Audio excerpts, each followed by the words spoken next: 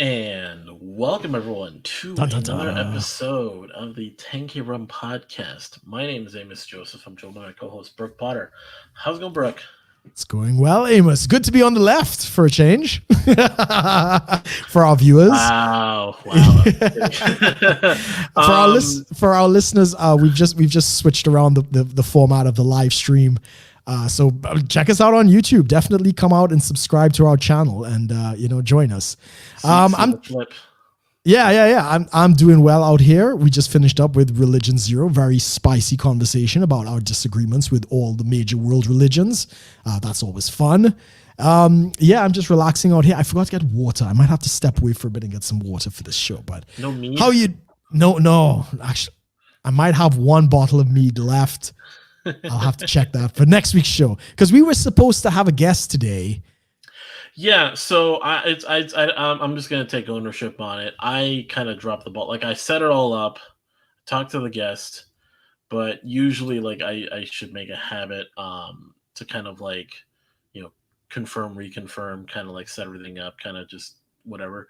And I didn't. And our guest is in her position, she's pretty busy. Like, and I can't fault her at all for that. So I take responsibility and take the blame for that. But I mean, we've got plenty of topics as it is to have a show. Yes. So we'll just go with that. But basically, yeah. But actually, if you want to go grab your drink while I do the housekeeping. The housekeeping. And yes, as Brian quite rightly, hey Brian, good to see you. Wash your balls, guys. I'll be right back. So for our viewers and our listeners, of course, who are tuning in for the first time or as a long time person, we do thank you for joining us. But we do ask you that in your if you guys do love to support the show, do subscribe to the channel, leave a comment, leave a like, share this episode with anyone you think that will enjoy it, and of course check out our previous episodes. You can check us out on YouTube, on all the podcasting platforms such as Spotify, Pandora, Amazon, Google, Apple Podcasts, and pretty much all your major ones where you can find podcasts.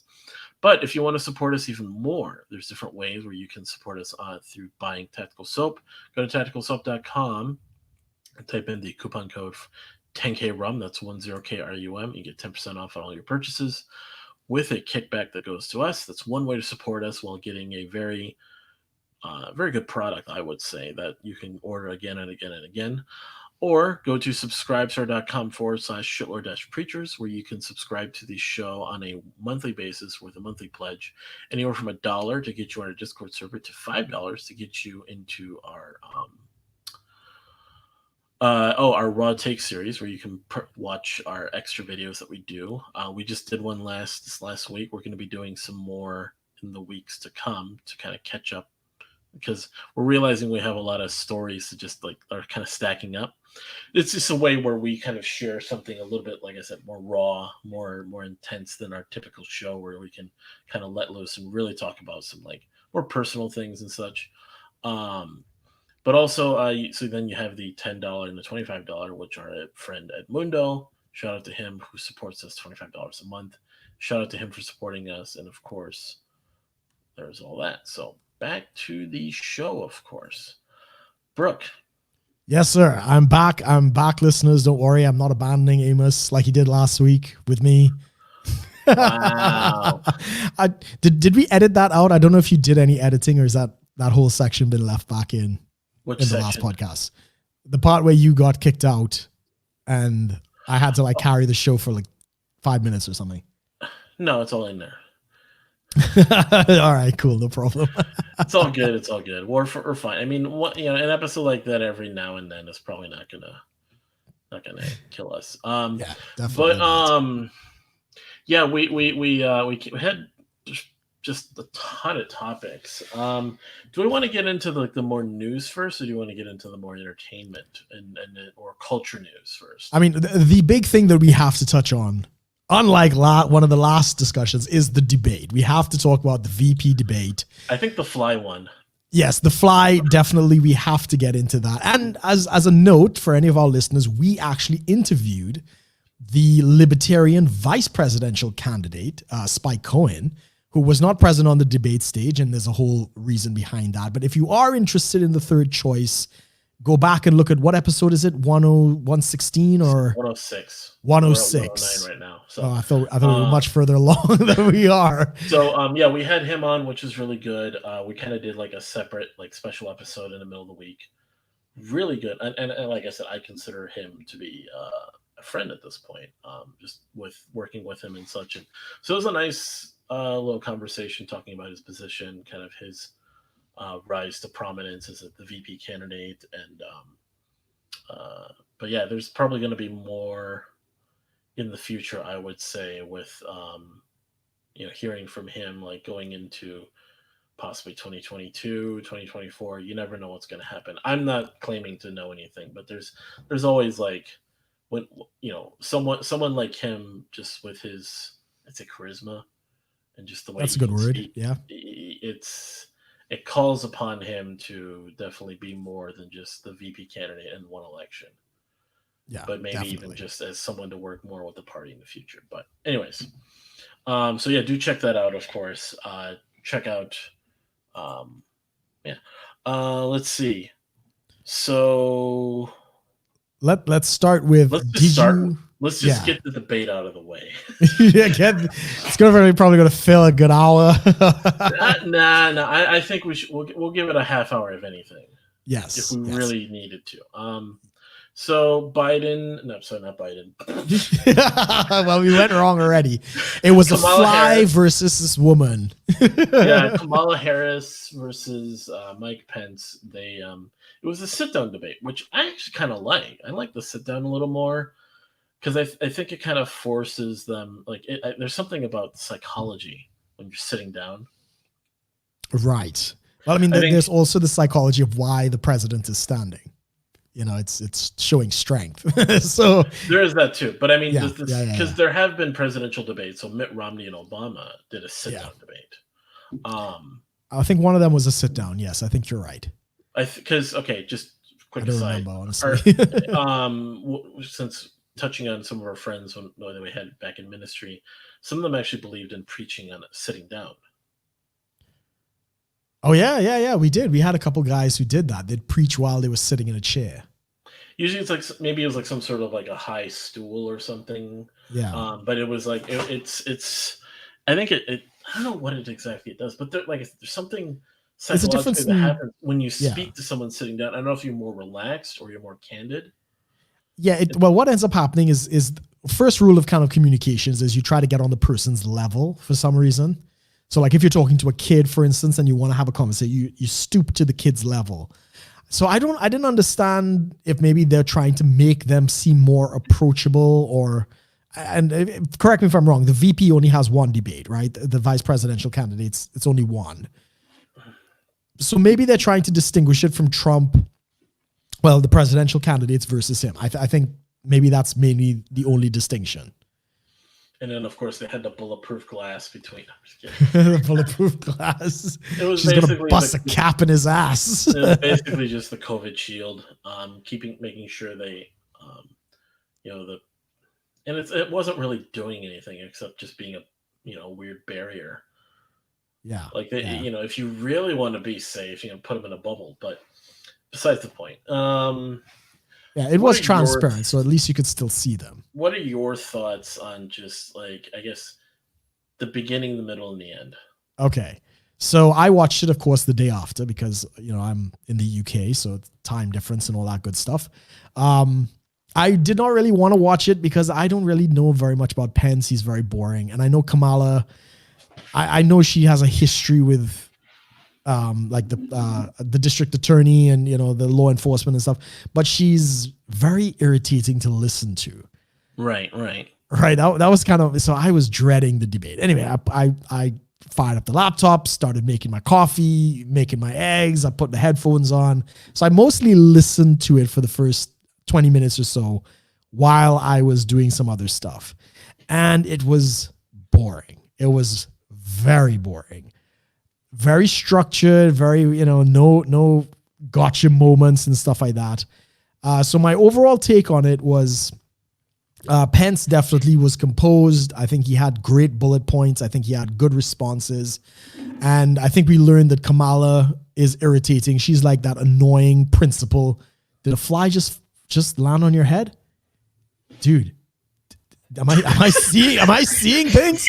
Did a fly just go on the screen? I think so. Actually, yeah. And I was literally about to say, the highlight of the entire debate was the goddamn fly on Pence's head. Suddenly a fly appeared. I don't know, man. I didn't know I was Lord of the Flies in this episode. Lord of the Flies. But I'll say this about it as well. I mean, Kamala was so irritating. And if there were a couple of times where the camera caught away to her and she had this almost, Karen-esque look to her, almost rolling her eyes, almost like, oh, whatever. And I mean, she was caught in a couple of... the disdained look. For the listeners, I'm just giving these really disdaining sort of smug looks. Condescending smugness. Yeah, that came across to her tremendously. Even when, and I'm pretty sure Pence got these instructions from Trump, which was to, as much as he was tempered and everything else, he definitely was steamrolling. He was definitely like, they'd be like, okay, Mr. Pence, thank you, Vice President. He would keep going. And he'd like push the moderator to get as much in as he possibly could. Yeah. I want to point this out. Hold on. Did you catch the fly? No.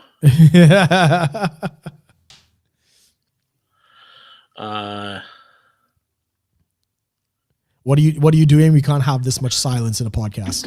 No, sorry. Someone was messaging me. It was a bit of I had to quickly address it. Okay. No, that's fine. So when you're talking about that whole thing with the moderator, what I thought was really interesting is the fact that they're having their conversation and seeing like, so the moderator was like trying to keep everyone, in order, right? Yes. If you pay attention to how often she would interrupt, like try to, thank you, Mr. Vice President. Thank you, Mr. Vice. Like how aggressive she was between the two. She was I'd say at least 2 to 3 times more aggressive with Pence. Yes, I would agree with that. She was more willing to give Kamala kind of a little bit more flexibility to finish her points. Yes. Now, I do like the organization of like trying to keep them to a time limit, really trying to enforce that. But if you're enforcing it with a show of bias, nah. I think Tim Pool was watching the debate with a friend of his, and they were timing because they're both given 2 minutes. So the rules of the debate, I think, was 2 minutes to make a statement, 2 minutes to respond, and then they'd have like a couple minutes to kind of back and forth hash it out. And the guy apparently that Tim was with was timing how much time Pence would be allowed to speak. And apparently there a couple times they cut him short by 30 seconds.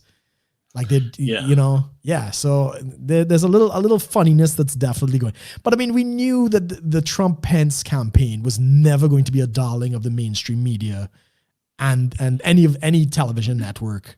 They didn't even make it with Fox, right? We saw it happen with the presidential debate. Yeah. And so I'll tell the viewers and listeners, like I'll admit that I didn't watch the whole thing.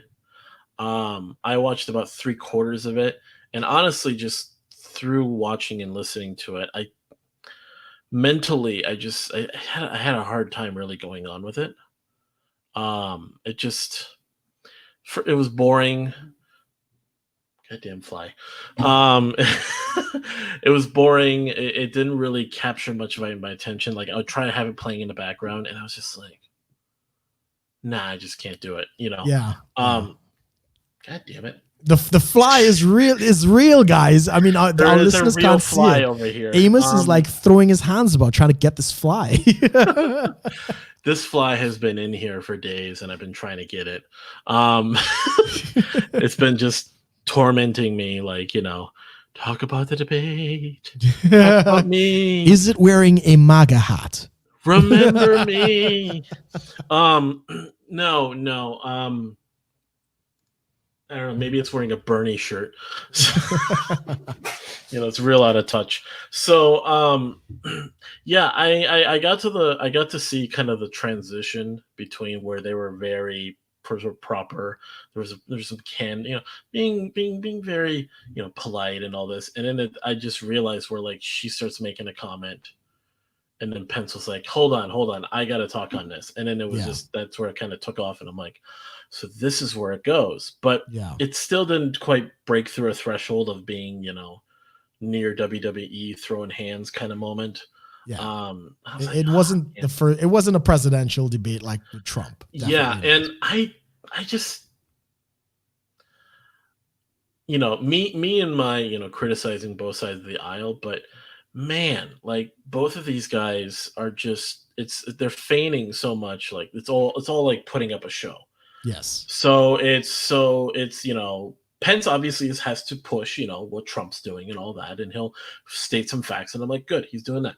But Kamala's like, this administration and this and that and me and just I gotta keep just it's just I'm more outraged. No, I'm more outraged now, and a lot of people actually pointed out neither of them fully answered any questions. No, They would no, all of kind course of not. defer to something else to each other, and then they would like, well, you're worse than me. No, no, no, you're worse than me. No, no, no, you did this. Well, no, you did that. And I'm like, yeah, do that, but come on, like, get some energy going. It was just like, Yeah, I would agree to a certain extent. It was definitely more tempered. And what I mean, Kamala. I mean, first of all, suddenly she's black, right? Which is very unusual because she's actually of Jamaican and Indian descent. she's the And Tupac VP. it is I think that's correct. I might have that wrong. But they're now pushing her as because she got into Congress and she was sorry, she got into the district attorney and now she's in the Senate or the Congress. I can't remember which one. But they were pushing her as the first Indian American, either DA or whatever it was and stuff like that. But now she's black. So now she's representing the black people, which is you can't keep track of this identity politics stuff. And she Right, right. was as the guys were saying in the chat, this condescending, nagging teacher kind of voice. Like you've been in a class and the female teacher is there and you might say something to your friend, hey, she's got great tits. And the teacher's like, hello, I'm teaching. That kind of annoying kind of thing. That's what came across with her. Now I'm sitting here trying to like, which teacher are we thinking about here? Well, you got different teachers to me, man. So No, I know. No, what I saw was like, it's really just condescending, in quotes, black woman. yeah, Uh, you know, uh, condescends. Boring white guy. I don't know. Boring old white guy. I mean, Pence. I get what he's doing, and I saw what he was doing, but he was just too. she was very stiff. He's Yeah, very stiff, but like because I'm like hey maintaining his composure, doing what he's doing, great, but it was yeah, almost stiff. yeah. So He I'm was like, very polished, very, very polished. yeah. But, uh, but So but to be fair, that's what you want on a VP ticket, right? The VP is yeah, supposed to kind and of and be so I'm looking at this and I'm like, okay, is this going to be good or bad for him? yes, Because are the people going to be more drawn to like, ooh, look at her, she's so sassy, all that, I and don't think that flew at all. and look at her, she's just because it was the whole mansplaining thing, and I was like, where is it mansplaining? It's a debate. Exactly. You're supposed Exactly. to, I mean, if you want to get just to use her, you got to mansplain to each other.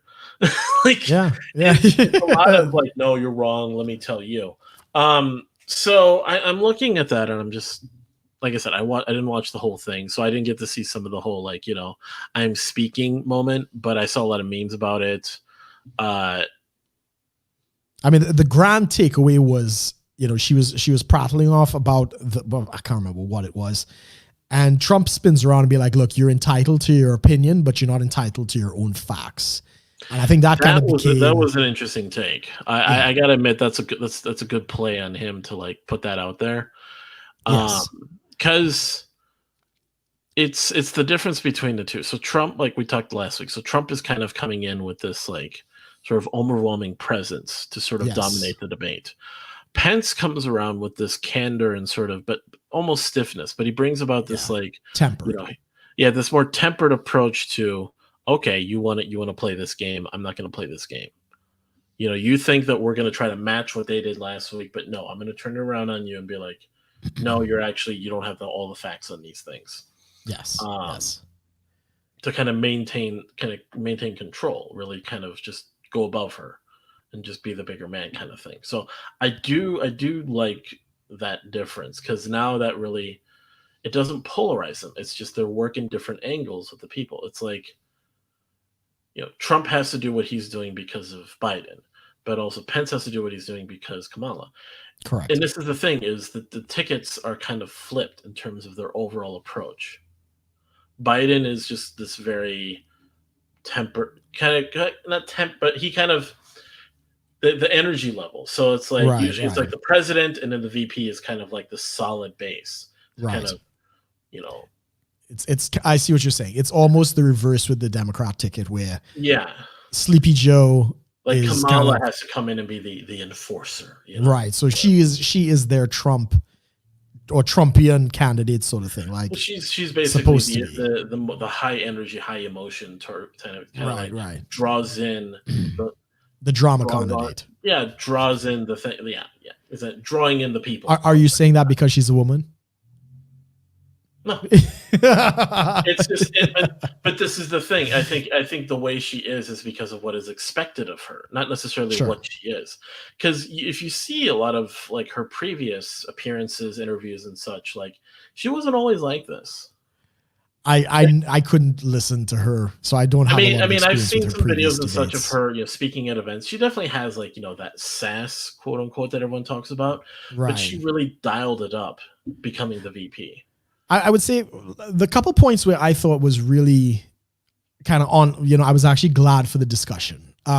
She raised a point about Trump not condemning white supremacy in Charlottesville, and Pence actually corrected her quite rightly that yes, Trump has repeatedly gone out and condemned the KKK, Yeah, the white this supremacists, is and all this stuff. In fact, there is a video that has just been put out with the 20 or so odd times on all the various TV interviews and networks where Trump has condemned, David Duke, the KKK, white supremacy, and all these different types of things, and making the point like it's never going to be enough.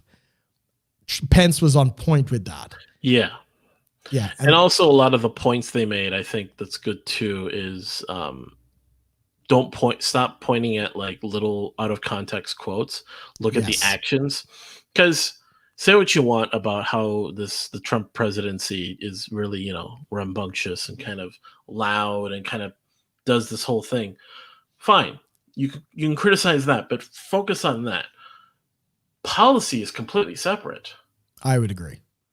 Because everyone's like, he's a racist, but then he had like there was that whole he signed some bill that had to do with like helping inner cities.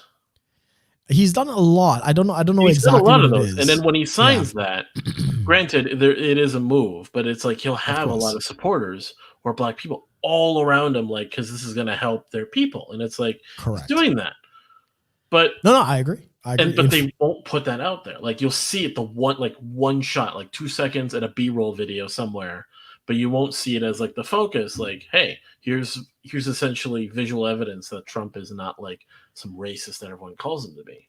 I mean, I'll take it a little further than that. When Trump was making the statement about the border wall, and this was again something that Kamala raised in the debate, saying, your president is a racist and he hates immigrants and he called Mexicans animals.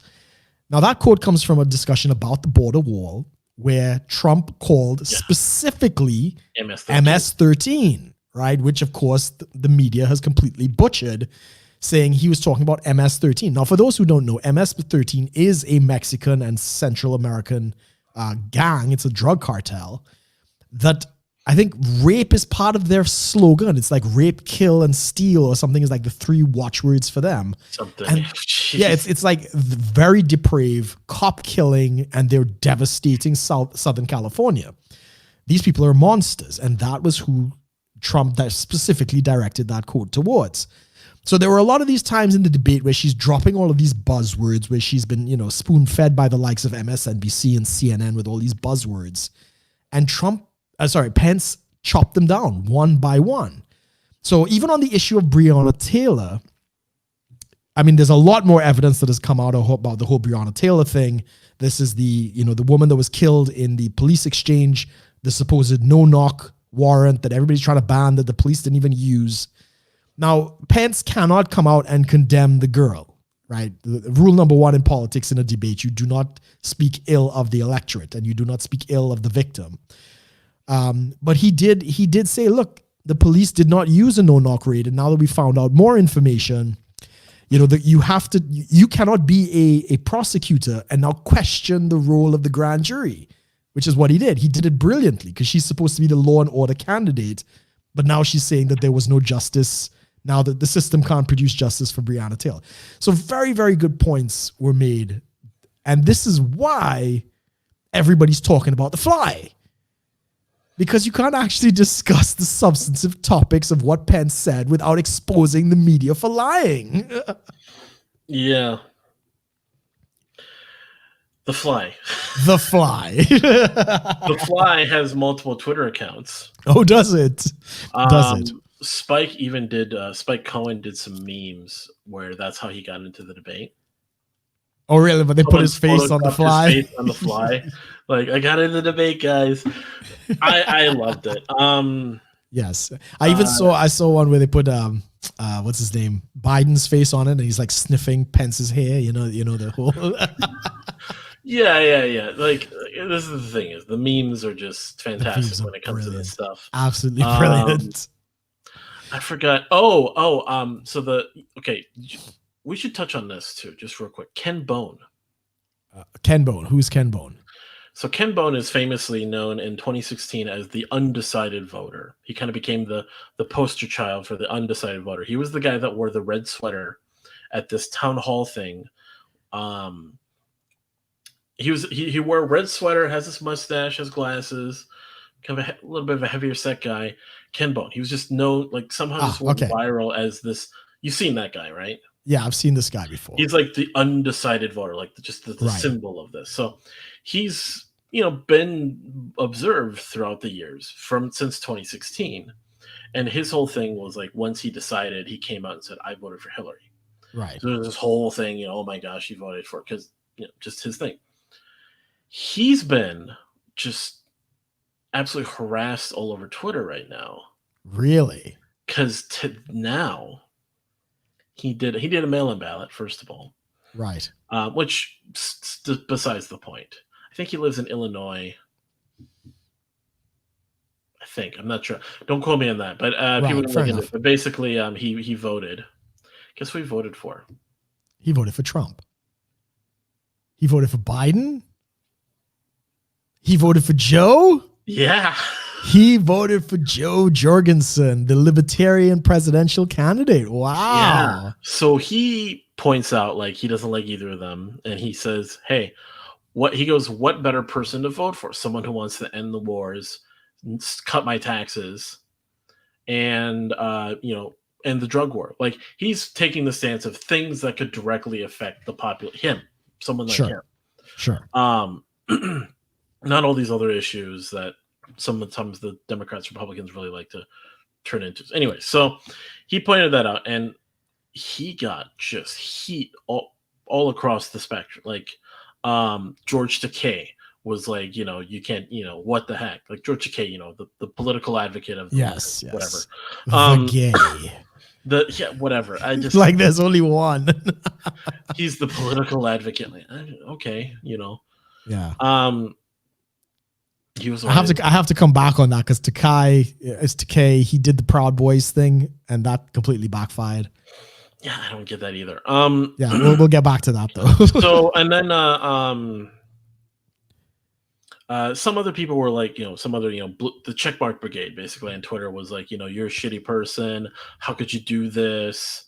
How you're the reason people are gonna be, the election will be ruined. Because this is something that I've come to really not like as an argument that people are trying to point out. Now, I get you don't necessarily agree, but the whole idea of the existential, like we have to vote one or the other. Right. Um, and whereas there's like, okay, well, it's now or never. Like every election is like either you do it or you don't. So Sure. he's coming out and he's representing the undecided voter, and he's doing this. So there's talks of like trying to, people want to reach out to him to like get him to talk about this more, but he just got shit on all over Twitter by both sides of the aisle. Really. But mostly by the checkmark brigade, I believe, just because like they're really pushing the whole like a vote for Joe is a vote for Trump, and a Right. vote for Right. Trump is a vote for Trump, and Right. not So and not voting is a vote for Trump, Trump's got quite an advantage. or voting for Howie Hawkins, the Green Party candidate, is a vote for Trump. Yes. I don't even know who the Green Party candidate is this year. Dang. Yeah. Yeah, I mean, part of my involvement, I've had to keep up with that, but it's like, okay, Sure. there's that. But it's just funny, like the firestorm. But anyways, I mean, passions are running high. I'll definitely say that. it's 2016 2.0, man. Because nobody saw 2016 coming, and that's the whole thing. But even so, now that we're seeing this coming, I think more people are engaged. So I would agree. It's running even hotter. Yeah, exactly. In that respect, because, and in fact, there is one of the most accurate polls. I can't remember who the guy does it, but it's like 100 years of polling. And they basically say that any Republican who has ever run unopposed in a primary goes on, not just Republican, any president, that runs unopposed re-election unopposed by any other candidate for their re-election, goes on to win. So basically, if it's a Republican, they're going to win a second term. If it's a Democrat, they're going to win a second term. And the numbers and everything else is kind of crunched up. This guy called Trump winning with at least 300 electoral college seats in March, and he has not adjusted. I think is that it? I don't know if it's Howie Hawkins or something like that. Oh, that's the Green Party. But yeah, so he's basically saying, look, the amount of enthusiasm that we see coming into the primaries of the party where Trump is unopposed, like you don't even need to vote. He's like the de facto candidate. People are so fired up for Trump, they're going out to vote in the primaries and like record-setting voting and stuff like that. The Democrats don't have that. In fact, the Democrats have another problem. They're scared shitless, right? They're sucking down hard on the teeth of CNN, MSNBC, and all the like, and all the ilk. They're not going to go out to vote. They're going to rely on mail-in ballots. But that is the worst thing to rely on because there's so much fraud, so much loss. Ballots go missing. Ballots don't get counted in time. It's a very good chance that those people are not going to be counted. Those ballots tend to go disappear. Here we go. We got Red Crusader in the chat here saying, I don't know if it's better or worse than Jill saying something about Howie Hawkins. Oh, the Green Party candidate. Now, I will say this, though, like because of the explosive nature of 2016, I'd say Jill Stein was the better. I mean, just in terms of exposure, like she definitely got out there. Like John Oliver, last week tonight, that guy. I mean, say what you want about him, but he did a whole thing where he's talking about those other third party candidates were like in the news a lot more in 2016. Agreed. I think there was definitely like it was kind of a first of its kind kind of election. Like you basically had two candidates that were very polarizing to a lot of people. So people were really looking at the third parties. And so that's what brought forth the Johnson and Stein thing. And Jill Stein made a bit of a splash when she decided to have a crowd try to take her into the debate. Really? Oh, yeah. I think I remember that. I do think I remember that. So yeah, there was talk like people have been talking about that. Like so ever since then, people have been trying to like do that for other candidates, like whether it's local debates, state debates, stuff like that, where they try to get them in there in order to kind of not just as a statement. And so she actually got more publicity as a result because she got arrested. Right, I think I remember that as well. Yeah. So it's it's just one of those things. So but yeah, it's just like she in terms of better like for the interest of their party. Yeah, she yes, that's the thing. Red or Crusader in the chat. Yeah, she knew how to get people's attention. Yeah, that's basically what it is. which is what you have to do. You have to make those kinds of moves if you want to be, Yeah, you you know, gotta, kind of. you know. I mean, do you know who Keith Olbermann is? Olbermann, I think is his name. Ooh, I remember. I've heard the name. I think he was on MSNBC or one of those. He was kind of like not a late night talk show, but an Was he afternoon the guy? commentator. I remember he was on Twitter, like just absolutely going insane, and he had like his profile picture on Twitter Yeah, was him like wrapped up in an American flag or something. I Almost. maybe, but I I don't. just remember it was just such a, just to be real, it was such a cucked thing, like, protecting America from, big old scary Trump. This whole Yeah, thing, yeah, like yeah, yeah. the I mean, resistance, and I'm like, he's gotten in some trouble because he's been talking about basically the Trump supporters are terrorists and they should be removed from the country somehow. right, Yeah, yeah. So I mean, the left is completely unhinged. And the reason is obvious, right? They were relying on the mail-in ballots that are, as we've already said, very unstable, unreliable. It's pretty clear now yeah, they're not making the impact they want to. Early voting is showing that the Biden wave is not really happening anywhere it's not expected. It looks like Trump might flip Minnesota where you're at. I think he might lose Michigan, but it's not the landslide everybody kind of thought Biden would get. So now the Democrats are now saying, no, you have to go out and vote, right? right. To the same audience that they've been terrifying about the COVID virus and saying it's not safe and you got to wear a mask and we need to shut down the economy. Right. They're now figuring they're not getting the votes. Here's something that this has been talked about for a while now, but not reforming, really changing the way we go about elections. Right. So instead of election day, like some people said, if you had election day, you need to make it a holiday that people are given time off to go vote, or make it an entire week. No, I wouldn't do that. I wouldn't do that. I don't think that's why does that not necessarily? Because and there's a number of situations that come up for people that can't go to vote. Yeah, but that's what absentee ballots are for, isn't it? But it's to open it up so that people who don't, I think in one way it can increase participation in the vote. Because then if it's the one day and people like have something going on and they didn't have an absentee ballot, like the especially like, because there's a lot of registered voters that don't vote. Right. And they haven't done a poll or study to say like why they don't vote. So why not extend it a little so you can capture a little bit more of those people to vote? I don't know. That's what I think, at least. I don't think the time window really, because you can early vote if you really want to. There are all sorts of ways to do it. And the truth is, even with all of that available, people don't vote. The voter turnout around the world for democracies has always been low.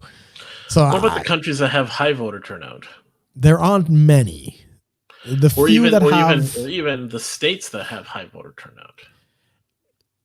But I mean, you have that now with Trump. Trump is basically energized the base, and he's the majority of first-time voters that are registering in the U.S. right now are Republicans. Like, there's a massive wave. So he's already doing that in the current system, sort of thing. Right. Yeah. Okay.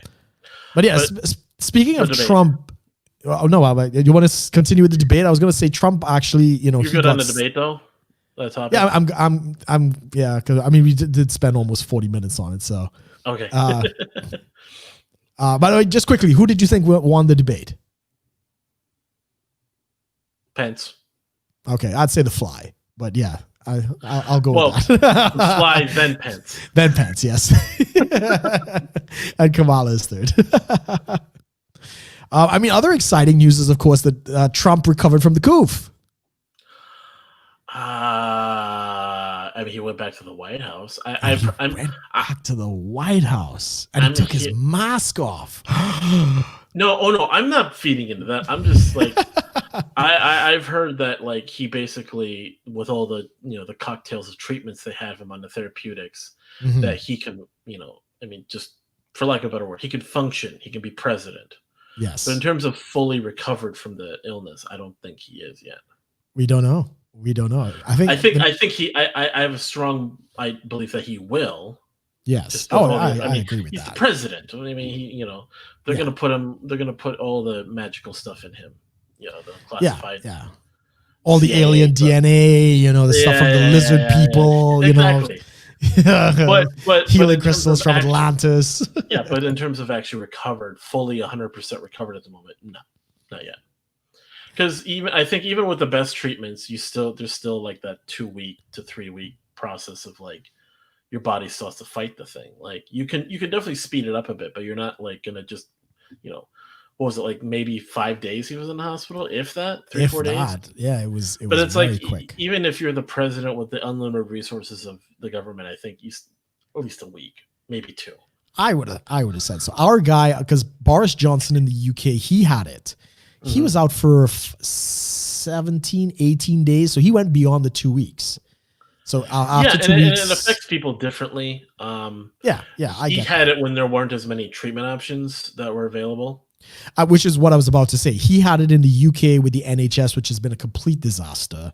But does he get priority because he's the prime minister? Oh hell yeah, of course they're gonna, just like the president in the U.S. Our guy's gonna get the best care. The problem is we have nationalized health service, so the best care is basically on par with what you get in Bangladesh. So it's not going to be the same, right? So I think Trump's gonna be fine. Now on that, I think so. I think. Go ahead. Regeneron, Regeneron, which is the body treatment thing that he's doing, right? Is his treatment. the stem cell treatment that is confirmed to come from aborted fetal tissue. Is it? I don't know much about this. Yeah.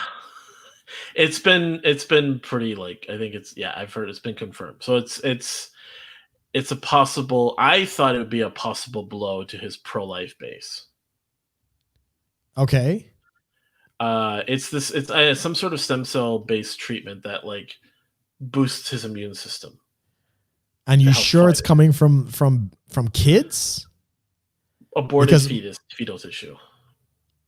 That's kind of unlikely because aborted fetal tissue doesn't like doing anything except making babies. They're more successful with adult stem cells. So that's the first I'm hearing of it. I don't know much about it. Certain types of embryo, not fetal tissue. I think it's embryonic. It's embryonic stem cells. Yeah, embryonic stem cells. Okay. Yeah, embryonic stem cells want to become a baby, which is why they've given up using them. Regeneron stem cells. Mm-hmm. I don't know much about the controversy. I mean, stem cells, you could go to Mexico and get it for $5,000 US. Oh, here we. Whoa. It's usually adult stem cells, though. It's actually a relatively here we go. Successful treatment. I'm going to retract what I just said. Oh, okay. But okay, hold on. Fact check. Well, this is USA Today, so I don't know. Fact check. Paper. Trump's antibody therapy not made from fetal stem cells, but fetal-derived cells were used during testing of this because it's an experimental thing.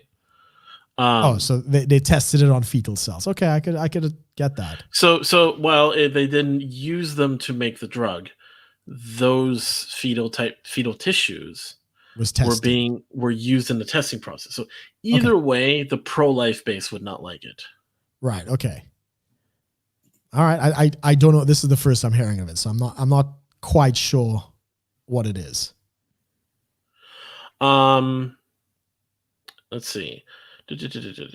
So an experimental antibody drug from Regeneron Pharmaceuticals is drawing criticism on social media. So it turns out monoclonal antibodies Trump is on is from fetal, which is not entirely true. Trump is being treated or saved with dead babies. Someone said this. Right. The tweet was to call out Republicans and, of course, Supreme Court nominee Amy Coney Barrett and anti-abortion activists, so your pro-life people. Right. Like the wording is really interesting. Pro-choice versus pro-abortion, pro-life versus anti-abortion. The wording is all interesting. A follow-up tweet contained a link with the Regeneron's official position statement on stem cell research is provided as evidence for the claim. Okay. What is the Regeneron antibody cocktail? When the human body is invaded by a foreign pathogen or whatever it is, antibodies are formed. They circulate through the body, much like this. Let's see. Yeah, I mean that is a normal antigen treatment. So if somebody's had the disease, Yeah. they So will kind of use the Regeneron, plasma. yeah, Regeneron's experimental antibody cocktail, known as REGN-CoV-2, basically Regeneron COVID-2. It's a combination of two monoclonal antibodies, and then they're engineered to lock on to the COVID spike protein, preventing it from interacting with the target cells. So it kind of stops it from. What was that? That's my neighbor. I'm in the show. I can't answer it, so it's fine. Oh, okay. That's fine. So yeah, so part of the testing process they use fetal tissue. So yeah, it's like a half truth the way they win it, but there's still sort of the Yeah, I ethical mean, they're thing. going to politicize anything anyway. I mean, it's the same thing with people who've had the disease. They have the antibodies in them. They'll take their blood, they'll concoct a plasma, and they'll inject that into somebody as a potential treatment. So that was pioneered with Ebola. Ebola was made a big stink a couple of years ago in West Africa. You had a couple cases in the U.S. One guy got it. He recovered in Texas, and they used his blood as a kind of pseudo treatment. So it's probably something along those same lines that they're using. But I mean, the big story about it is how Trump made this fantastic "I am returning" video of him coming to the White House. Did you see this? I mean, this is, the guy understands television, right? If it was anybody else, they would have, you'd have the CNN report and whatever. He'd walk into the White House and whatever. No. Dramatic music. The helicopters flying in with the sun and the Washington Monument in the background. And it's like, they're cutting it forward and he lands and he comes out all presidential. And it's like a 2-minute propaganda piece. It was actually pretty brilliant. And, he ends up on the White House, in the White House on like the second veranda or whatever. And he's standing there, he salutes the chopper and pulls the mask off. And all the Twitter sphere goes crazy. Yeah. It was great. Some people were like trying to, I think, in some ways overanalyze the video of him standing there when he took off his mask, that he looked like he was wincing in pain. And I thought, okay, I mean, so he's got the treatment and he can function. Maybe he looks like he's a little uncomfortable because there's obviously like the COVID does mess with your lungs. Okay, maybe there's a little stinging or pain. Fine. But does that mean like he's dying standing there, like he's, pumped full of steroids just to no. He's going to do better than a lot of people have because he's the president, but he's still human. He still has to go through the whole thing. So the piece and the thing is all to really like show, like, he's definitely still there is a triumphant fight that this is the narrative. Oh yeah. Yeah, definitely. But I mean, there are two things that a lot of people don't seem to understand. I mean, it's great It's great optics. The president gets the virus and, he's recovered and it's like, USA, number one, this kind of stuff. But a lot of people don't understand that when a world leader gets COVID, they actually got a bump in the polls. People actually sympathize more with the leader who's actually gotten sick. Well, it's kind of the opposite of what you're like, because the media tried to spin it into something, but like look at it this way. I mean, this is obviously exaggerated, but you hear about, for example, Kim Jong-un. Yes. So when they had their whole thing, did you ever watch the movie The Interview? Oh yeah, that was was it Seth Green or Keith Green, whatever? Seth Rogen and Seth James Rogen, Franco. Right. They did the whole thing, yeah. But they basically there was the whole thing where it was making fun of Kim Jong-un in North Korea.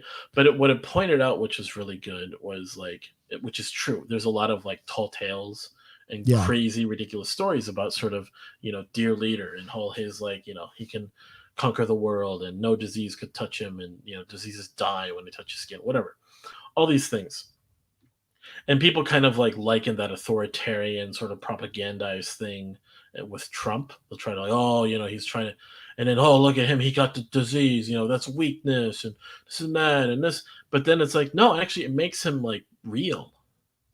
Yeah, it humanizes him to a certain extent. It's he can get sick, It's he's like us. I mean, Reagan. I mean, granted, it's a little different, but Reagan had an attempt. Someone attempted to assassinate him. Yeah, assassination. Yeah. Did you watch the balloon pop video?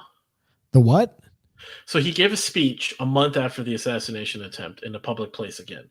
He's giving this Oh, speech, and a balloon pops really loudly in the and the crowd. Secret Service. No, and he just goes, "Missed me," and it's just it's just one of those things where it's like, like, I'm not afraid. It shows like I'm human. Like I can fear for my life. I can be in danger, but I will turn it around and show this triumph of like, hey, I'm miss above me. it. Yeah, exactly. Yeah. So in the same time, it's like, yeah, Trump got sick with this thing that's fucking people up, especially for people his age. Yeah. But he's got, he's the president and all this, but there's still that balance of he's the president, he gets all the treatment, but he still struggles. He still has to fight this. And now he comes back, he shows like, hey, because you saw him, like, for the president to look as strong and presentable as he does, for him to be at Walter Reed, unbuttoned shirt, like, it looked like he literally just threw on his outfit and just kind of, and he's kind of leaning over, so there's showing like, hey, I'm here, I'm doing what I'm doing, fighting this thing. I mean, that was the second point I was going to raise about this whole thing, is that he showed that this does not have to rule your life. You can still function. A lot of people are going to get through this, as bad as it is and as serious as it is. And that was his statement. Don't let this dominate your life. And I think that's going to be, a very big part. Well, not much of a campaign left, but that's what they're going to sell him on. Yeah. So, I think we're good on that. Now, real quick, the next presidential debate, I guess, is canceled. Yeah. Are we going to wash our balls? I don't know if we still have to do that. We'll skip it for this episode. We'll wash our balls Fair enough. another time. Yeah. I got to wash my balls for the date tonight. So, fair enough. So, fair enough. Yeah. They're going to cancel the debate. I think they did. It was it was either going to be in person again. It was agreed to be in person. So this is it. The campaigns agreed beforehand for 3 in-person debates, right, and all this other kind of stuff. Right. So Trump gets the coof. They want to move it to a virtual debate where, of course, nobody's going to coach Joe Biden. CNN is not going to email them the questions. All of these fantastic things are going to happen. And Trump basically said, no, you're not allowed to change the rules. I'm good. Let's go. And they basically said, no, we're not going to do it. Thereby, we cancel the debate. And again, Trump is looking like, he's looking, for want of a better word, he's looking now Trump's. He's looking, he's just beat COVID. He wants to debate. He wants to do it in person. Everybody else is just shying away. So again, even without trying, Trump is dominating the room. Yeah. So they're going to do the Zoom call, the Zoom debate. They wanted to do something like that. Yeah. Yeah, because that's not at all, a ploy to help Zoom stock go up. Anyways, whatever. But then they just canceled it. Which, okay, I guess.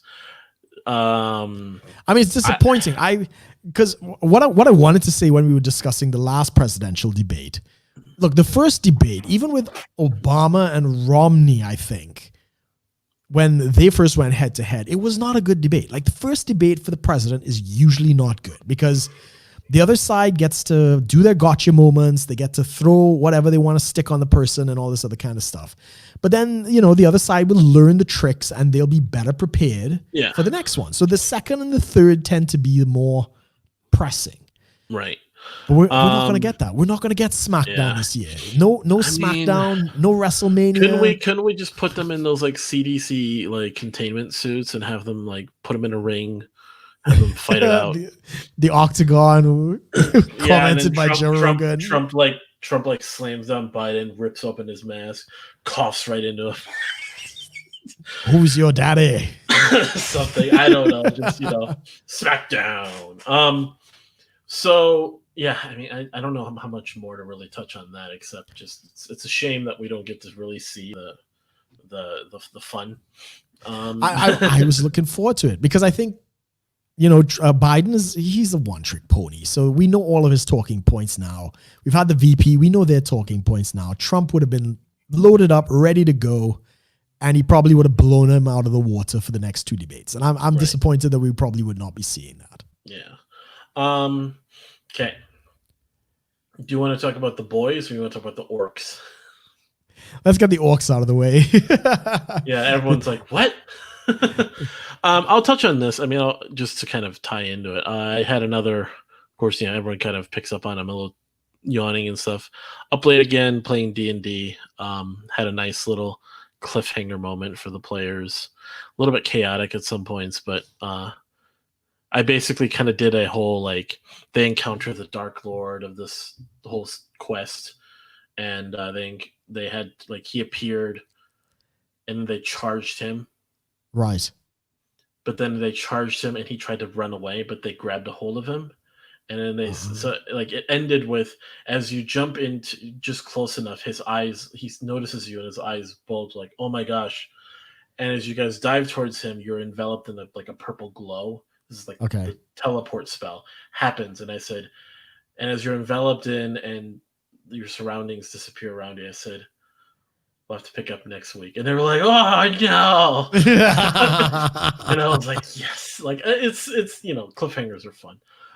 So I set that up for them. But I didn't know about this because you told me, and I'm looking at the articles from like a week ago, and I'm like, oh yeah, this is. I mean, you are the resident D&D guy.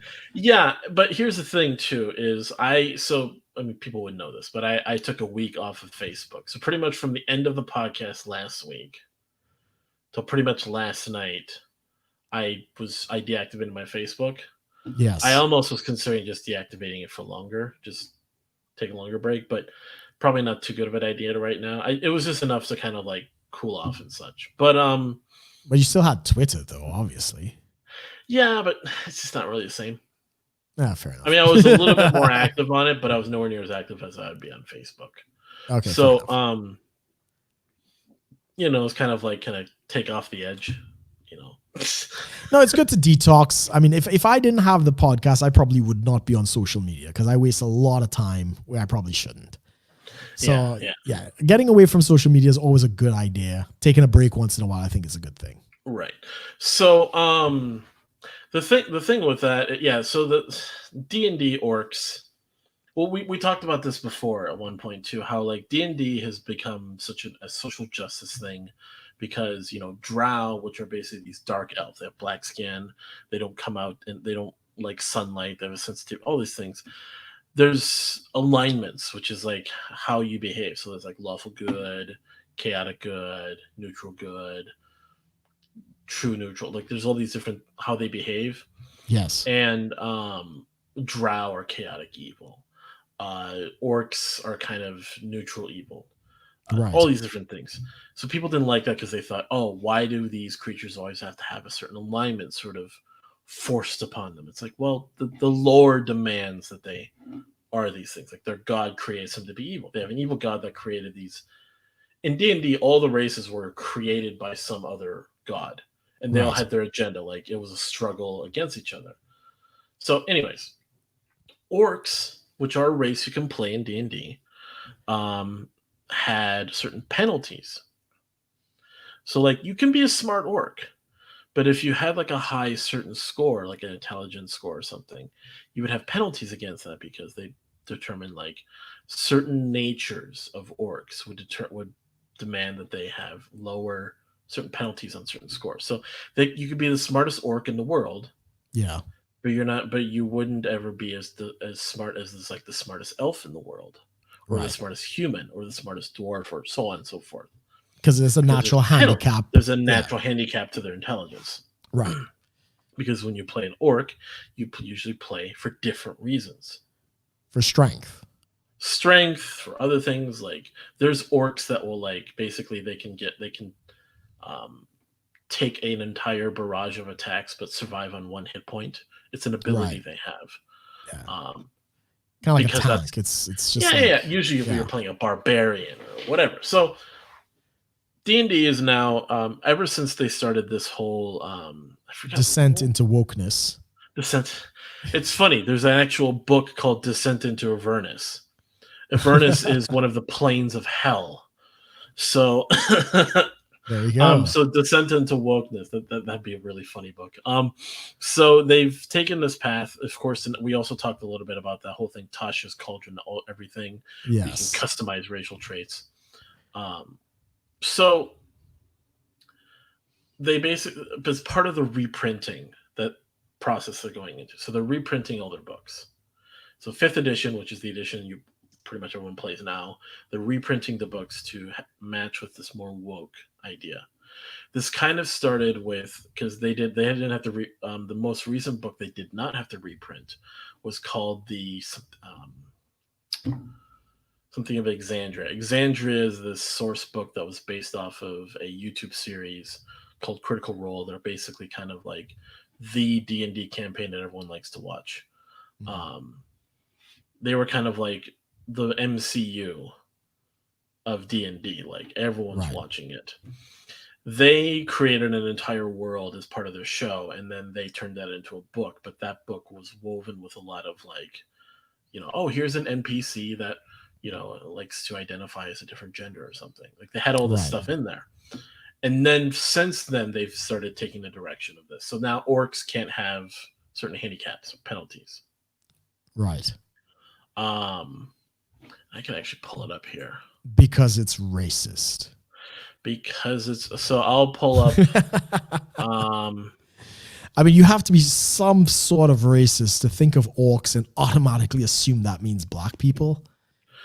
It's just orcs.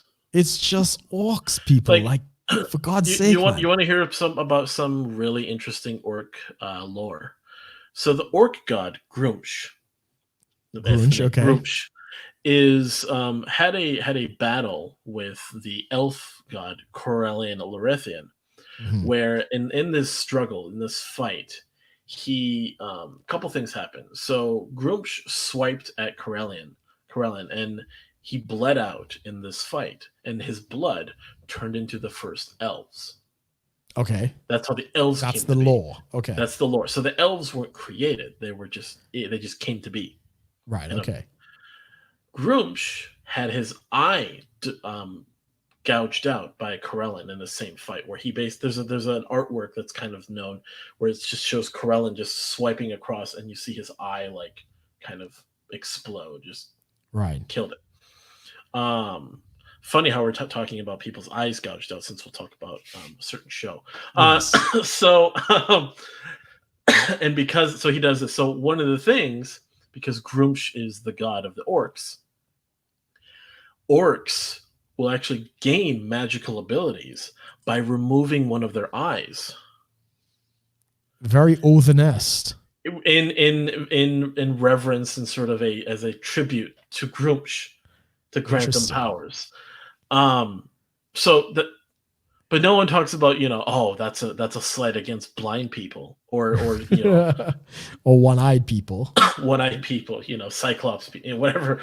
So, people with glass eyes. So, and it's just like, okay, come on. So it's all lore. It's lore. It's storytelling. It's narratives. It's not meant to be, racist. It's a fantasy game, man. Like, like I have characters in my game that are Japanese, and I had a whole discussion with them about, okay, how are we gonna deal with like the gods you worship, the customs you hold, and we're just having fun. We're not sitting there like, I mean, granted, I have to like, I'm having a little fun with the Japanese accent, but right, I'm not sitting there like, not every character in my game is committing seppuku, just killing themselves. Like, ooh.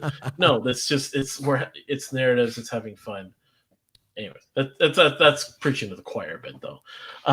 So I mean, between this move where there are no longer any negative handicaps, and the previous move, which was the cauldron of everything, is basically there is no point to any particular character anymore, right? Like any particular race. Yeah, so characters would really only be judged. I mean, the only thing would just be they look different. Right, that's it. There's no the lore behind them. Because there's people that I've encountered too that have a problem with like general customs or social norms among the races in D&D. So elves and dwarves don't get along. That's just kind of been a thing since Tolkien. Right. Right. And whereas I've talked to people who are like, oh yeah, because this character, and they're like, no, I don't do that. No, Right. the the wording was fuck D&D or fuck Wizards of the Coast, which is and I'm like, well, okay, fuck them for other things, but really, Yeah. like, so everyone just gets along and everything's great and nothing's ever like it's just not real. There's no struggle. There's no like because I like to. Conflict. Here's the thing, I like to play characters that likes to get along with everyone. Right. At least as many as he can. Like he won't like associate with bad people. Like, he'll like I played a wizard elf that was like trying to be friendly with dwarves, trying to be friendly with humans, trying to be Right. friendly with everyone else. He's not going to get along with the drow, but but it's just that's the thing. So it's like you can play how you want, but like don't make a world like a fantasy, like a truly not just a fantasy world, but almost a utopian world that just doesn't exist. I mean, the whole point of a game is that you must have challenge and objectives and all these different types of things. If you There's remove all struggle, of there's development, yeah, there's the yeah, yeah, hero's yeah, journey. For yeah, God's sake, exactly. like That's the whole point of, well, at least what I understood D&D to be about. So I'm very concerned for the community. It's a shame that you haven't been online in this period. I would have loved to hear some of the feedback from some other of the players. I got this information from one of the guys from the Honey Badgers radio, Brian. He's a big D&D guy, and I mean, he's been basically losing his shit. Like, these people are retarded. I probably can't even say that word anymore. But yeah, we're done. he's like, yeah, you can't even, they're just destroying the game that's been around for what, 40 years Like now, 50 years.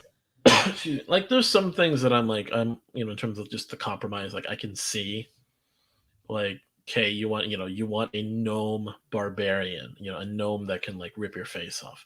Fine. That's funny, I think, if anything. But Yeah. if you're gonna tell me that all of a sudden this drow is just all of a sudden gonna be like a good guy, like, and all of a sudden like you're in a world now where drow and orcs and goblins and Don't mean minotaur, anything. like everyone just gets like, because I'll say this: I've played in games where it was like, yeah, essentially like the utopia of all the races live together in harmony. Right.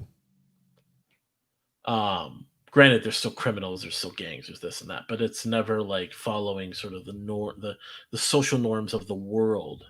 They Right. basically have said so. They're so far gone with the whole fuck the D&D world as it's presented that Yeah. they will literally just do whatever. Yeah. Yeah. Yeah. I get that. I get that. You know, What a Tasha, shame. the witch essentially of Tasha's culture and everything was always an evil character. Now they've Right. kind of dialed her back to a more neutral, possibly good. Like Yeah. I mean, there's good and bad people. you're destroying the spice. You're destroying the good stuff. What makes it spicy? What makes it interesting? I'm worried. I'm worried for the game. I'm worried for the players. It'll be a shame because it's such a pastime for a lot of people. There's going to be the division of that. Like just Oh yeah, hell yeah. I'm sure a lot of people are just gonna ignore the new rules and just continue as is, as I'm sure you and your group will do. yeah, and people like to go, oh, gatekeepers. And it's like there's gatekeeping where it's like you can't. There's actual gatekeepers that will like not let you have fun. Yeah, There's even people called what they call rules lawyers. Like yeah. The stickler to everything. they'll just Constantly checking the book. right. Right. Yeah. They'll sit. Sorry, guys. I'm pointing at the player's handbook. They'll just autistically screech at the handbook. Yeah. But Yeah. Exactly. yeah, and I'm like, there's that, but then there's also like, um, then there's people that are just completely fuck the rules to the wind to the point, and it's like, no, just nothing. Like nothing matters. Yeah. Yeah. You Yeah. know, I mean, that's the only logical response as far as I'm concerned. characters that can just never die. Right. Right. Like, Yeah. while the rest of the world around them is dying, they're just having like random That's a whole nother thing. Like, anyways, excuse me. Now I've been wanting to touch on this. I've been talking to other people about this. The show The Boys. The Boys. So for everyone, this is like spoiler alert completely because I think it's a really good show. So if you have not seen The Boys, or want to see The Boys, try to skip over as much of this as you can. We're pretty much going to talk this, I think, to the end of the show. Yeah, But unless basically, we might touch on South Park at some point if we still have time. yes. So The Boys on Amazon Prime, basically, it's I kind of call it like the dystopian superhero world, dystopian DC kind of thing. Sure. It's based off a graphic novel. I know that. But it's a series of comics called The Boys. Yeah. So Oh. it's follows this world of, it's primarily America. It's a world where there's superheroes. There's these people who are basically the Justice League, called the Seven. You have Homelander, who's this blonde-haired, blue-eyed Superman. Queen Maeve is a brunette. You later find out other things about her, but she's this brunette sort of. She's a Wonder Woman knockoff. Yeah. You got a Flash knockoff, Aquaman. A-Train is and it's funny. I mean, I don't know if it was meant to be, but A-Train is the Flash, but he's black. Yeah. So kind of the Deep, which was kind of an Aquaman thing. It's kind of funny the way he is with animals, like the way he talks.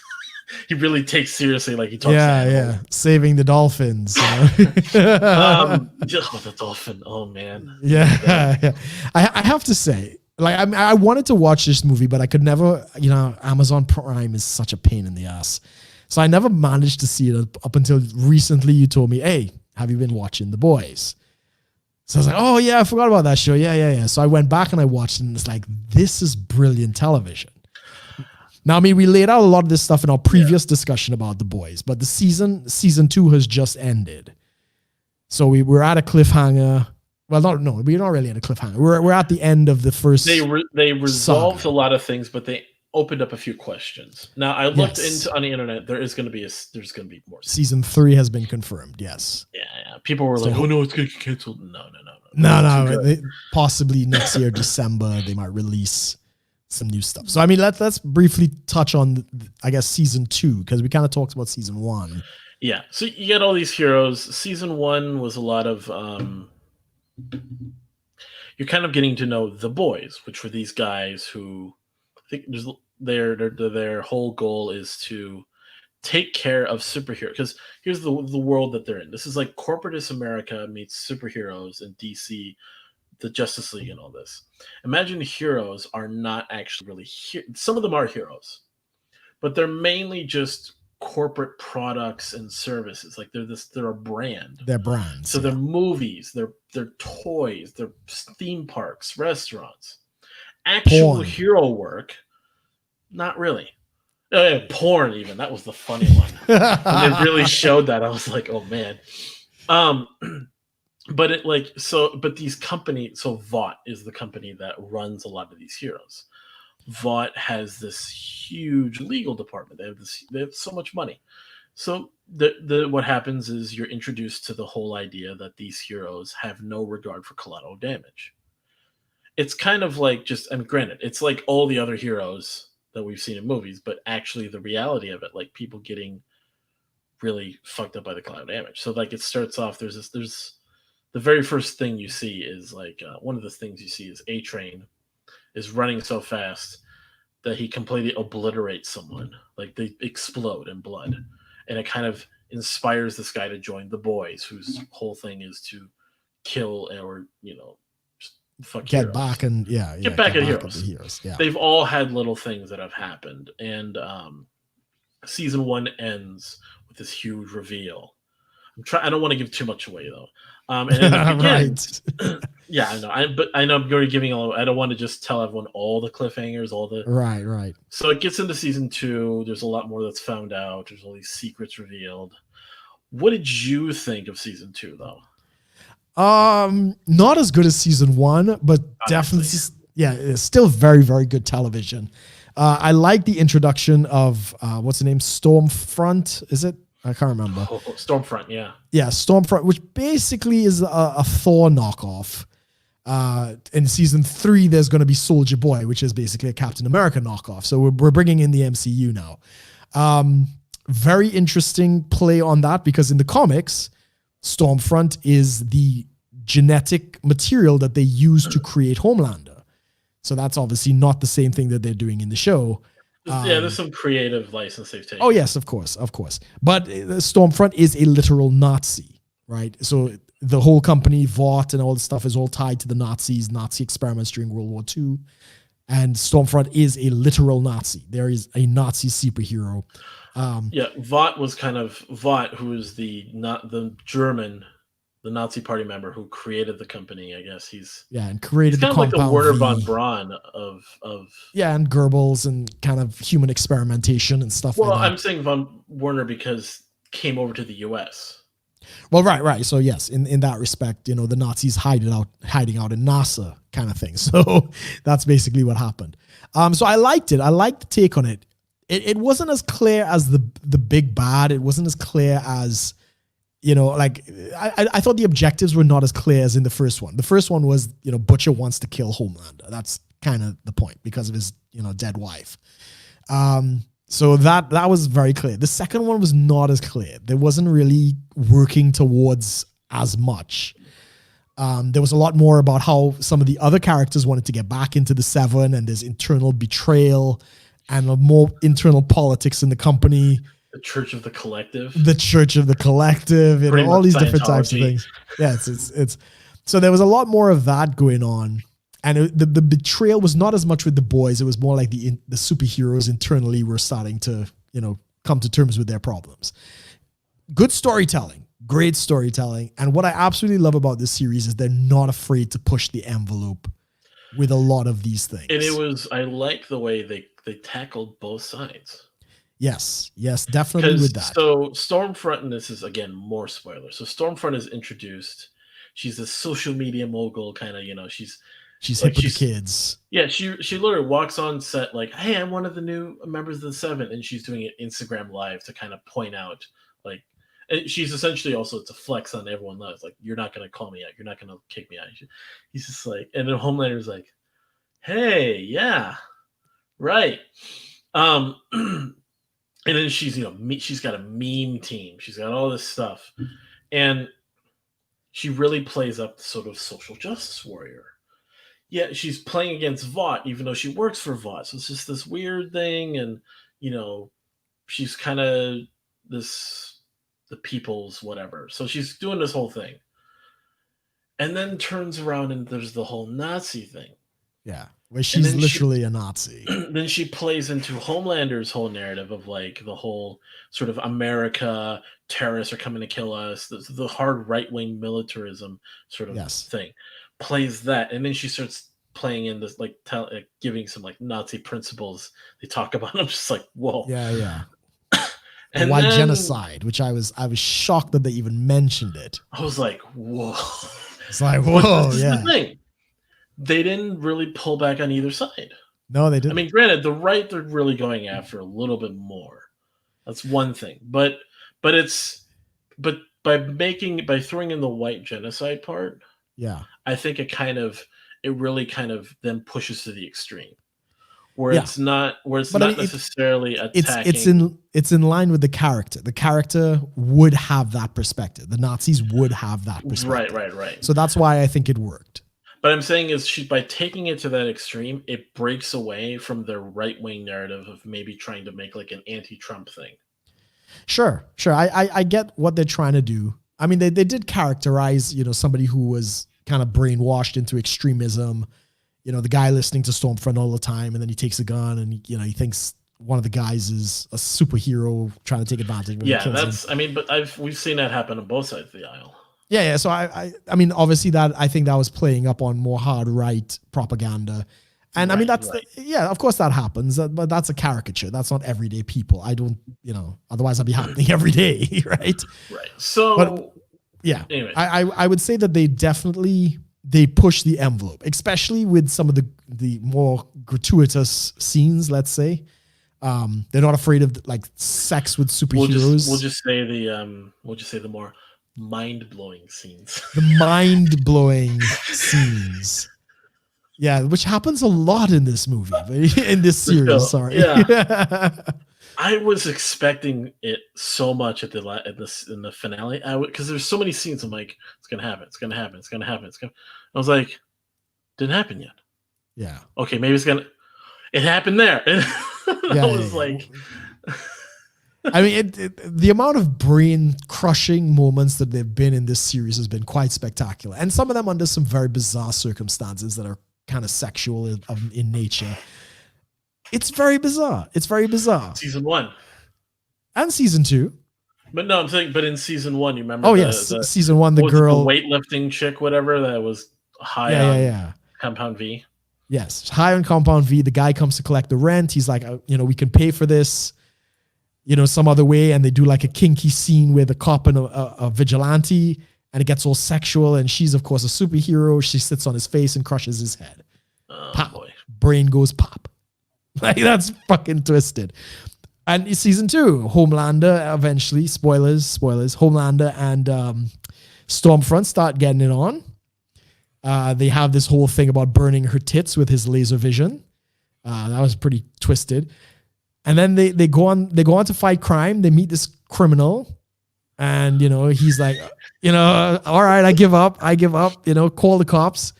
And the two of them start fondling each other while Homelander pushes his head up against the wall, and then eventually squashes his head while they have sex on the wall. Like, He essentially comes as he's blowing up a guy's head. It's like, what? Yeah, it's pretty fucking. Yeah. Red Crusade. It's called The Boys. You can find it. It is available on Amazon Prime and some other locations. Let's just say that. But yes. So yeah, playing to this whole thing, and then at the end, see.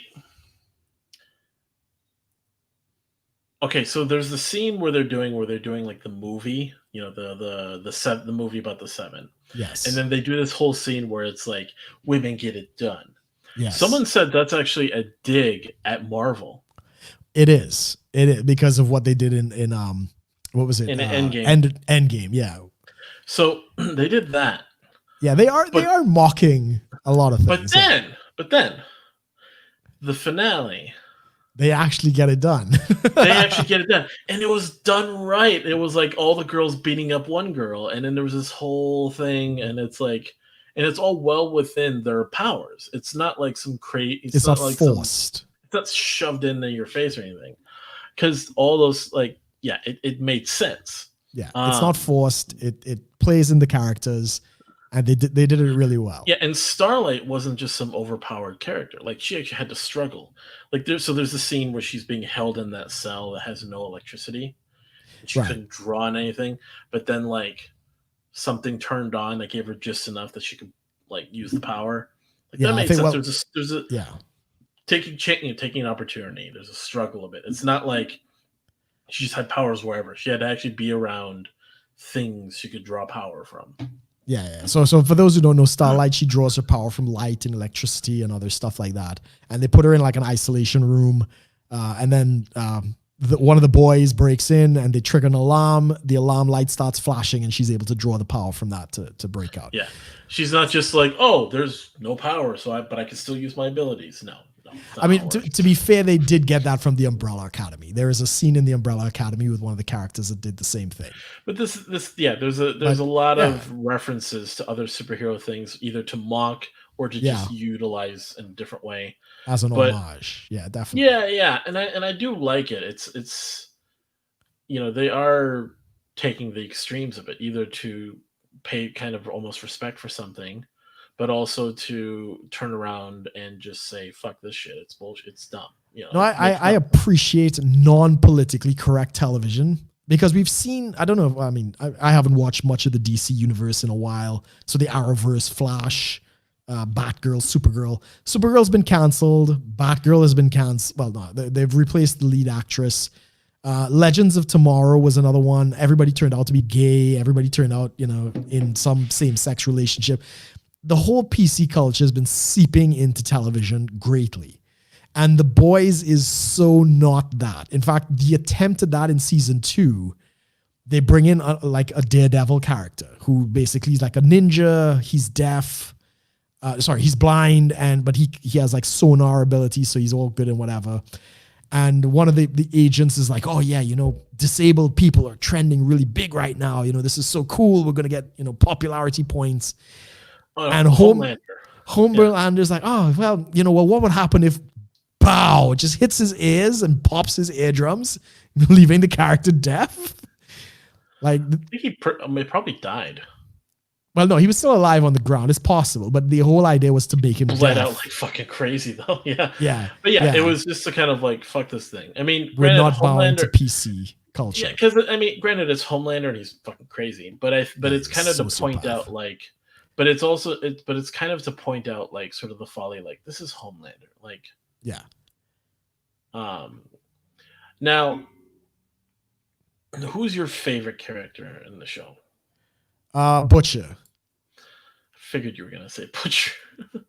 Yeah, I like, what's his name? Something Urban, I think is his name. He's I can't Carl remember Urban. his name. Carl Urban. Yeah, I liked him. I mean, we discussed this last because I liked him in Star Trek as Bones. He was basically He was a good Bones. He was probably, I would say, the best depiction of one of the Star Trek characters in those movies. yeah, they nailed it with him as the character. I liked him in Doom. I liked him in he was in we discussed this as well. Ragnarok, Dredd. Thor Ragnarok. He was a great Dread. He was I mean that's a kind of a culty movie. Not a lot of people saw it, but I thought he did a fantastic job. And they kept to the thing. In the comics, he never takes the helmet off. So he did that fantastically well. So I like him. I like him as an actor. And yeah, he's my guy, man. I'm rooting for him. It's interesting. Now, I saw a meme. It said Carl Urban, and it was him in the boys' outfit, and it said Carl Rural, and it was him from Lord of the Rings.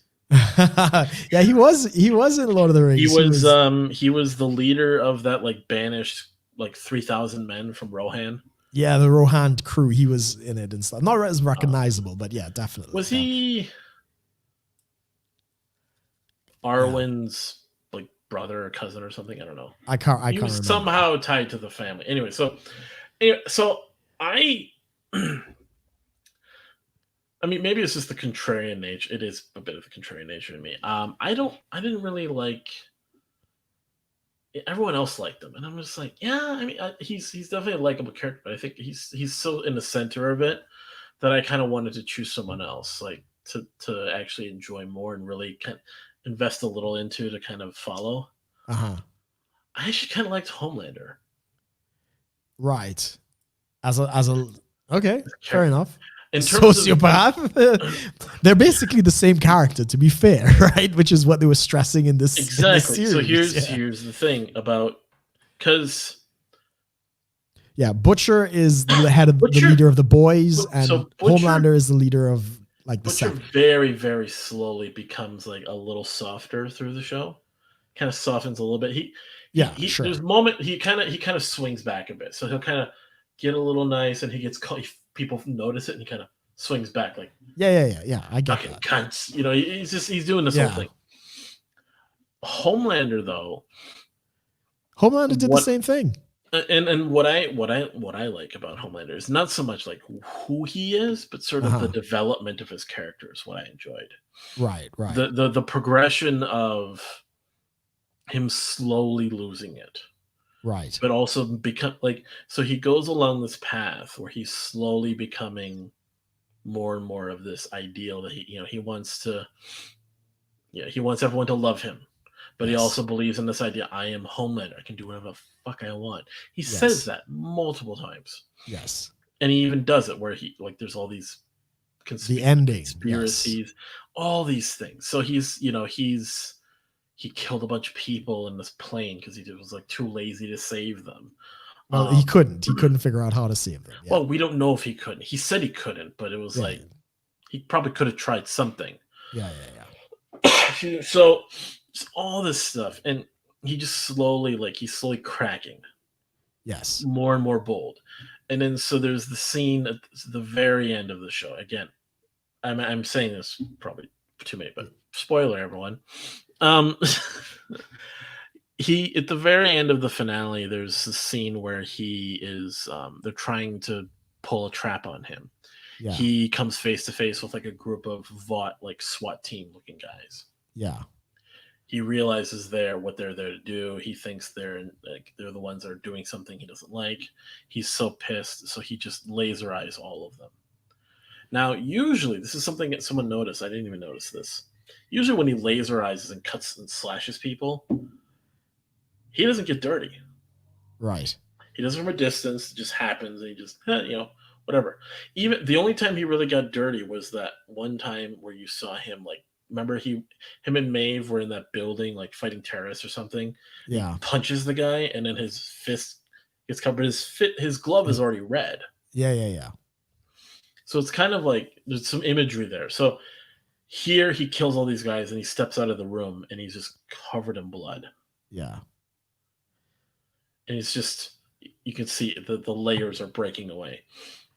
Then Well, he flies in. He flies in to help Stormfront, who just got fucked up. She's there, laying there, just. I don't think she's dead, by the way. No, she's not. She's confirmed for season 3. So she's there, just chanting away in some like German, and he's there, and you could see like he's about to crack. He's about to just unleash, go off the wall, literally scorched earth. And as is Billy Butcher, like they have this moment. Yes. And Butcher's like, I have a promise. So he kind of like steps back. Yeah. And it's like, this is what's going to happen. We're leaving. Yeah. Then Maeve comes in. I have this video. You do anything. Yeah. This goes. It's the video of him where he chose not to save some people. On the plane. And he's just sitting there. He's just like stuck. Yeah. You could see like the gears are just like, he's just like short circuiting. For both of them, for Butcher and for Homelander, in that moment, you can see they're both struggling with the moral dilemma of what they're faced to do. So it really was in a lot of ways, because there was a lot of paralleling. In the previous episode, you got more insight into the dad. So Butcher meets his dad and stuff like that. So, I mean, okay, so we don't want to give away the whole show, but basically they're the same character. And the reason I prefer Butcher is because he doesn't have superpowers. Well, at least not yet. Yeah, because if they're going to go with if he got cut out, just if they're going with the comics, that's a real possibility that he might actually get that. I don't know if they're going to do the comics or not. But yeah, it's a very interesting show. The end, the end is basically like they're patching up all this crap going on. Yeah, and everything's but not everything is the way you might think. Everything's kind of still very frayed. Yeah, everybody's putting I like that last scene, because this is actually in the preview, so I could really talk about this. There's that scene at the very end where Homelander is in the news conference, press conference, and he's just like, we are your heroes. Yeah. We are here to protect, and it's just the voice and his eyes. And I'm just like, you could see inside he's raging, but he's putting on this show. But he can't do anything about it. He's just like, yeah. All right, for our listeners and our viewers, I mean, we don't want to, because if people haven't seen it, they're not going to appreciate this segment too much. But definitely check it out. At the very beginning. Spoiler. I know. So I would say definitely check it out if you don't like, if you're against this PC political correct kind of culture. It's definitely a show worth checking out. So guys, check it out and let us know what you think. All right. Last thing, so before we go, wash your balls. Wash your balls, guys. I will be. So thanks everyone for joining us, of course. But before we go, do like the video, comment below, share with someone that you think will enjoy it. Check out all our previous episodes. Subscribe to the channel. Subscribe to us on your podcasting platforms, where you can find us. Just pretty much any major one that's out there. But if you do want to support us in another way, you can check out the Tactical Soap website, tacticalsoap.com. Use the coupon code 10KRUM. That's 10KRUM. That code gives you 10% off on all your purchases, and a little kickback goes to us. That's one way to support, so you can get a pretty solid product that I would recommend. I actually have to go get some more. Or go to subscribestar.com/shitlord-preachers. That's our Subscribestar website, where you can pledge on a monthly basis, anywhere from $1 a month to $25 a month, which of course our friend Edmundo does. So shout out to Edmundo on that, where you can support us on a monthly basis to get extra content on top of what you get here, or extra access to us. So you can actually be more engaged with conversations, the show, because the Discord, I think I'm going to push it a little more nowadays. I mean, we got a Yeah. handful of people, but as long as people get in there, we can have conversations, and then that could, I think, kind of contribute to the show as well, in the raw takes even. But Yes. we do thank everyone for joining us, listening in, checking out our previous shows. But we will see everyone next week. Thanks for watching, everyone.